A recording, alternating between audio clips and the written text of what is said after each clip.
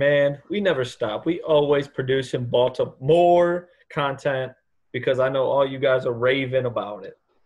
That one was really awesome. That was one of my best. I'm not gonna lie. But we back team recap. Talking about the Baltimore Ravens. How you do? I'm doing good. That was actually one of your best, if not your best. And to go right from that, let's get right into one of the best draft classes. Like, what were your thoughts on what Baltimore did here in the draft? Might be what I you've been saying it. You've saying it for like three classes now. So forget you, but this might be my favorite draft class. Patrick Queen might be the steal of the first round for a linebacker with that modern NFL linebacker. The speed he can cover. He can get in those gaps. He can basically do it all. Maybe like he can't really. If a guard gets on a one-on-one, he probably loses his leverage. But when you have the front five that they have, which we'll get into later, obviously get in the defense, that's not a concern for me with Patrick Queen. That is the perfect fit for this team.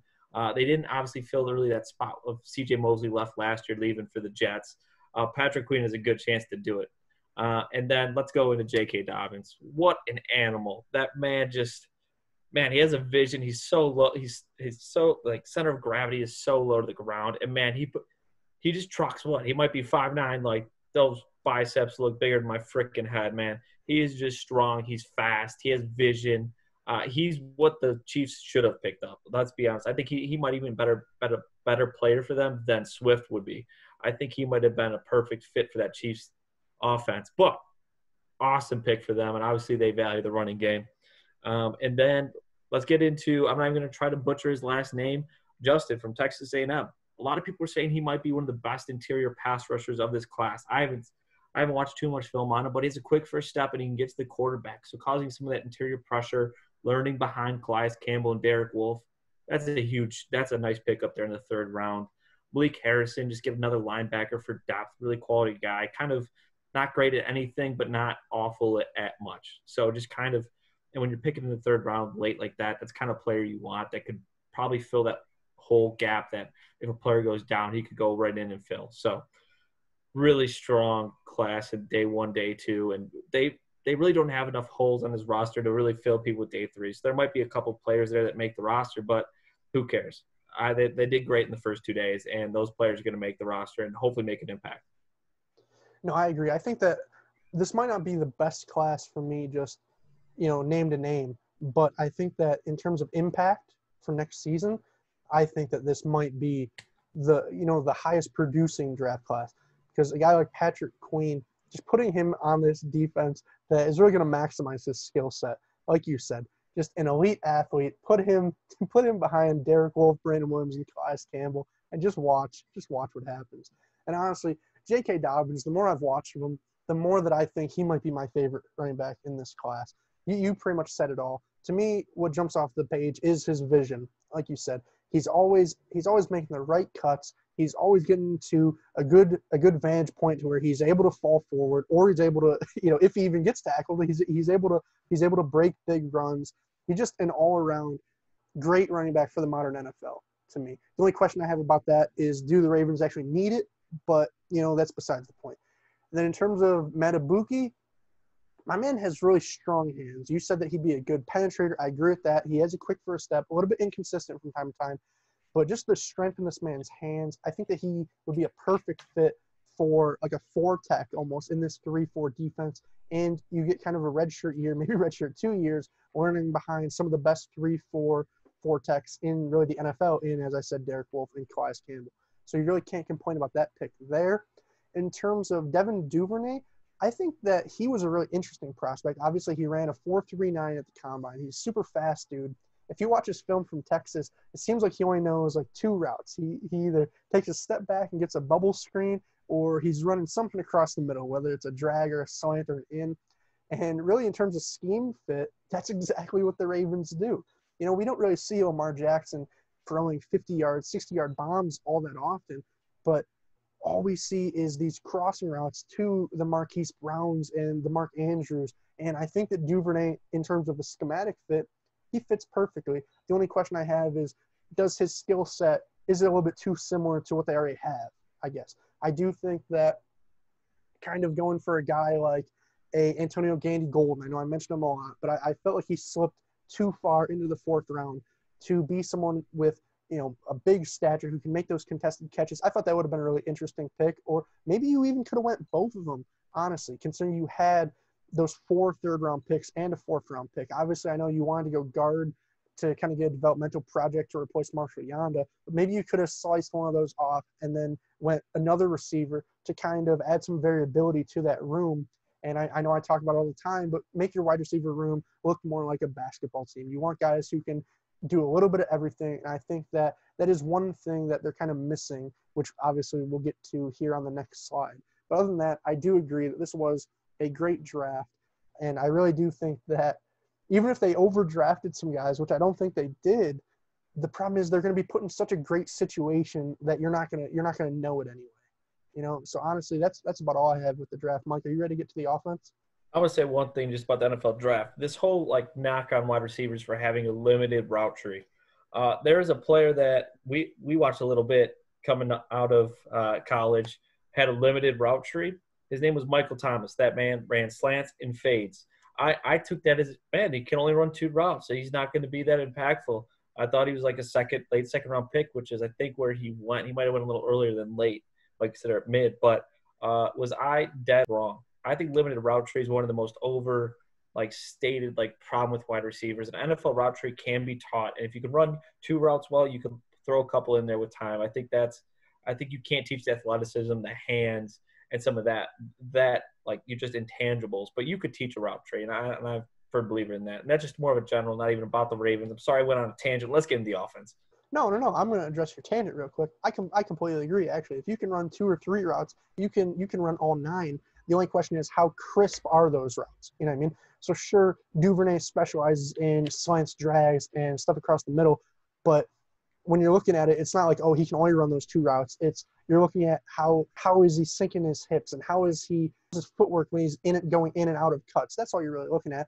I'm not saying that he can only run 2 routes, 3 routes. I think that the routes that he does run already fits perfectly with this offense. And I think that if there was a team for him to go to, it would be here. So that's all I'm saying with that. But let's get right into the offense, Mike. First thing you notice, it's kind of a real sad day. For the first time in what feels like my entire life, Mike, there's no Marshall Yanda. I know that's not really how we start off these offense reviews, but that's a big change, Mike. So other than that, I know a lot of it's the same, but what are your general thoughts on this offense? No, that's big. It's kind of funny. Obviously, for a lot of the Ravens' kind of recent history, one of their strengths has been interior offensive linemen.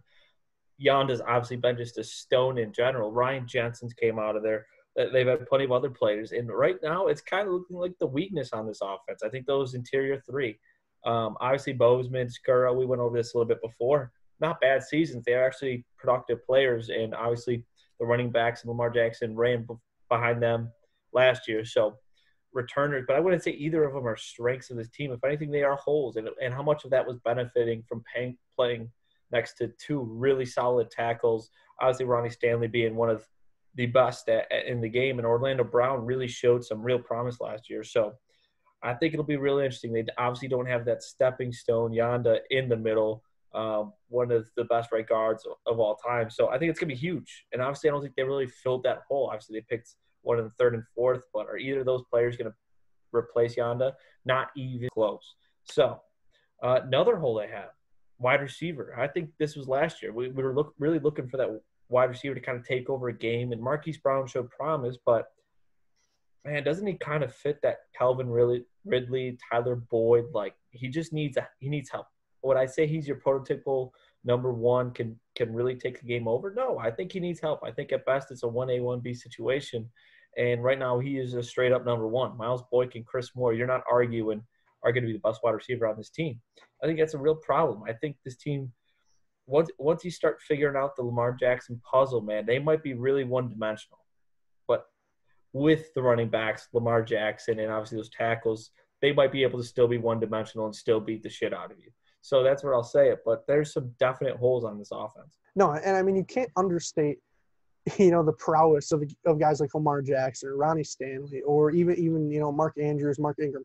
These guys are consistent producers, to say the least. But I do think that it is kind of a cause for pause when you look at this wide receiver core, and you have to wonder, when a team is willing to just straight up stack 8 guys in the box, 7 guys in the box, and say, okay, Lamar, now beat us, do you have the weapons to do that? I know you kind of mentioned Marquise Brown isn't number one. I agree with that. I know last year they were kind of using Mark Andrews as his number one, target, but I don't think that that's a sustainable kind of path to success. And they really just need, in my opinion, that wide receiver one to give them 2 competent ones, if that makes sense.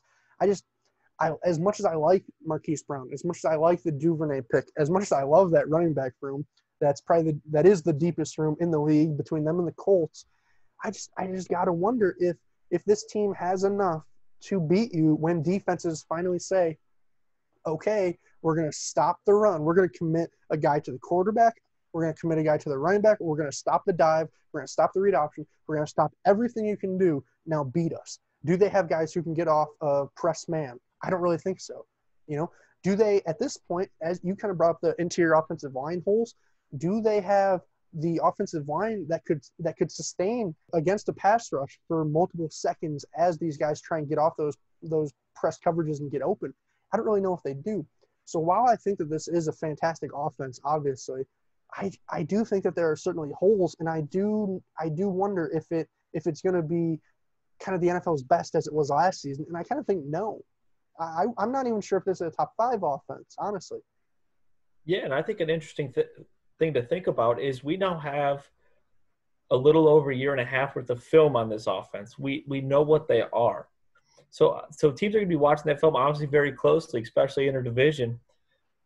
And they're probably going to start stacking 7 in the box and seeing if Lamar Jackson can beat them with their arm on a consistent basis. And I think there's also different – they're going to run different stunts. They're going to put him in uncomfortable situations, something probably Lamar Jackson hasn't seen. So I think they're going to try to game plan for the Ravens. There's enough film now that you can really try to understand what they're doing and plan against it.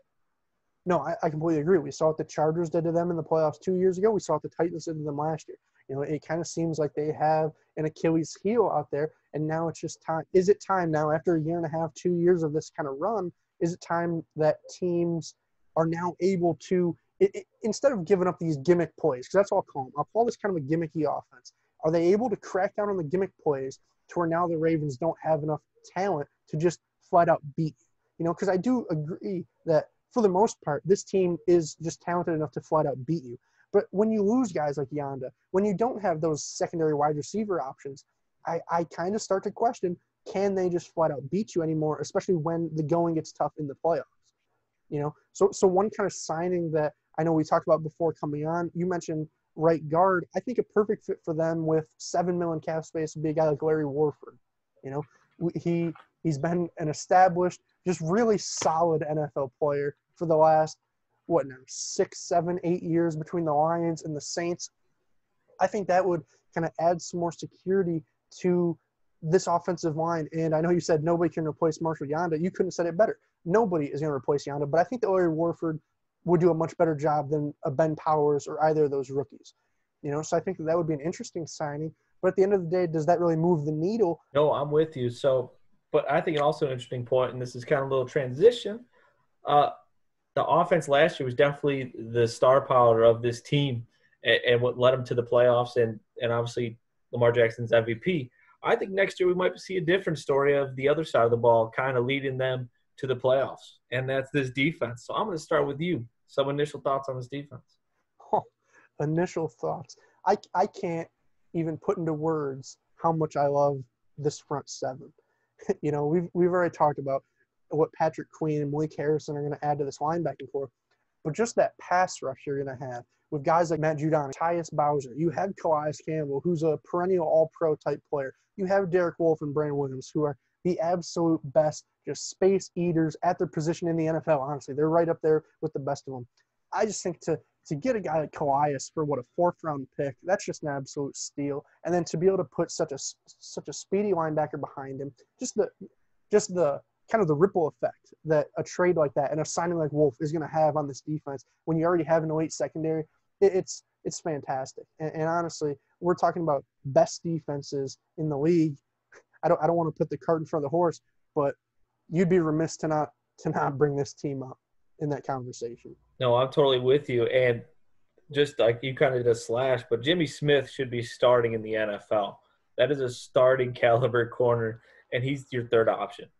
Fourth, I don't. Jimmy Smith really don't play nickel, but um, it's they have depth. They have athletes. I love seeing just teams that just have athletic, speedy linebacking core that can either get to the quarterback, can cover your tight ends, your running backs coming out of the backfield. They have the pressure up in the middle. Calais Campbell. They have the space eaters. They're just a good mix of everything. And me and you were talking about it, and I already talked about the corners. This might be the best duo in the league, Marlon Humphreys, Marcus Peters. I've always been a big Marcus Peters fan. Not necessarily coming out of the draft, but as soon as I've seen that man play, he just has a knack for making plays, getting the ball in his hands. Sometimes he has the hands of a wide receiver playing corner. He just makes big plays, and as soon as he was doing it before he got to the Ravens, and he was doing it when he got to the Ravens. He's going to continue to do so. And then obviously Earl Thomas, I think, is just a solid veteran to kind of really bring this defense together and kind of have that back end of the defense for last resort or just making plays in general. So I think it's just each level has some solid playmakers, and even the foundational pieces in between are still good, are better than some just average players that are going to make a difference. I think the biggest hole here, and I think me and you agree, is Chuck Charles. I think that's a problem here in this defense. I think that's a below average strong safety. And I know how you mentioned Larry Warford on the offensive side of the ball. I'm going to mention a couple names here on the defensive side of the ball. I think Rashad Jones would be a great pickup for them to fill up that strong safety position.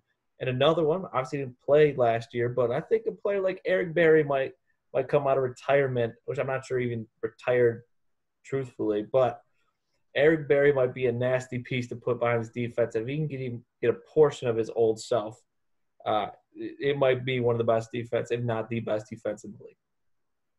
No, you said a lot there, so I'm going to try and do my best to kind of break down what you said. I completely agree. To me, that is the best cornerback combo in the league. Marlon Humphrey might be my favorite cornerback to watch. Just the man's physicality, what he does against the run game, as well as just his ability to really just hold you at the line of scrimmage, man. He might be one of the best press corners in the NFL. And to pair him with a guy like Marcus Peters, obviously when you have other holes on your defense, a guy like Marcus Peters probably isn't the best corner for you because he's a gambler. You know, he's a guy who he might find himself super out of position on some plays, trying to anticipate and guess routes, but other times, man, he's going to guess right and take it to the house. And when you have so many other weapons on this defense, it's just a match made in heaven.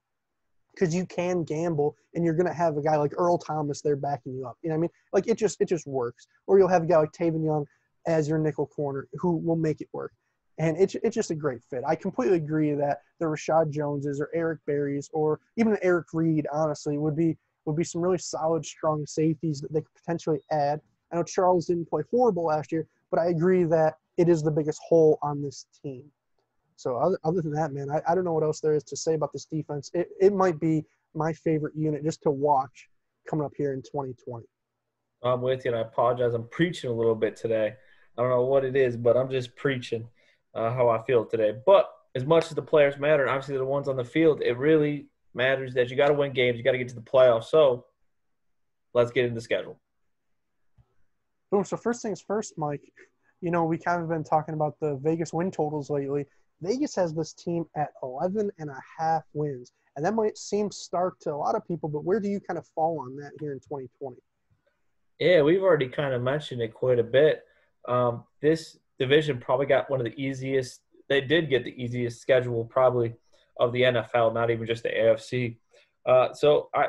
It's hard. I think they might fall right on that because, as we've already said in previous videos, we think the Browns and you a little bit more than I, the Steelers are both competitive teams. They're actually in a pretty good division.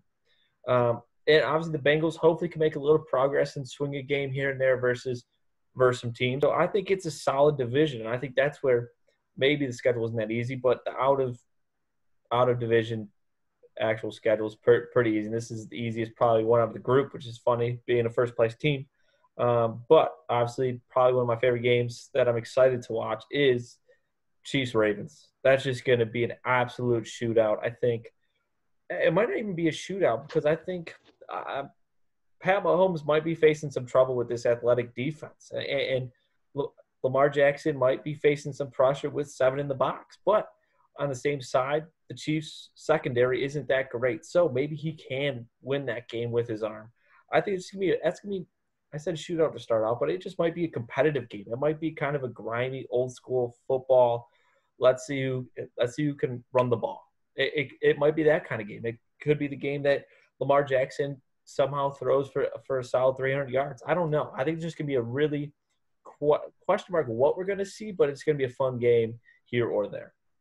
No, I completely agree. Obviously, we kind of feel like we're owed that game, after we didn't get it last January. It'll be a really interesting one to see here in week 3.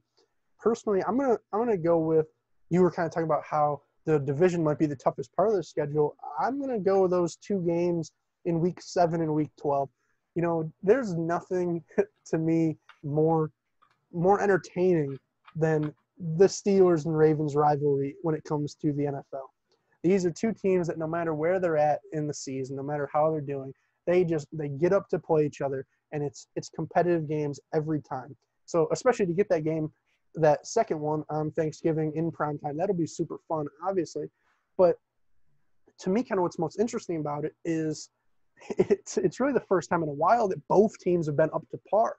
What we kind of saw was the Steelers had the edge for a while, and then the Ravens, when Joe Flacco was at his height, kind of took it back, and then it went to the Steelers again. And now at this point, honestly, I do think the Ravens still have the slight edge, but both teams are really looking good here in 2020. Like, I honestly believe that both are primed to potentially be playoff teams, especially the Ravens. So I think that those will be 2 really interesting games. So what I'll say is, if you think that Mic'd Up is interesting, leave a like, leave a comment, subscribe. Obviously, if you guys, we're winding down on teams left here, but if one of your favorite teams, if we haven't done their video yet, just toss them in the comments. Mike, if somebody says, hey, can you guys do the Buffalo Bills next? Who are we doing next? The Buffalo Bills. We're going to cover my man Josh Allen, Stephon Diggs, and the Buffalo Bills. So with that being said, Mike, do you have anything else, or are we out of here? I think we mic'd in. We mic'ing out. Deuces.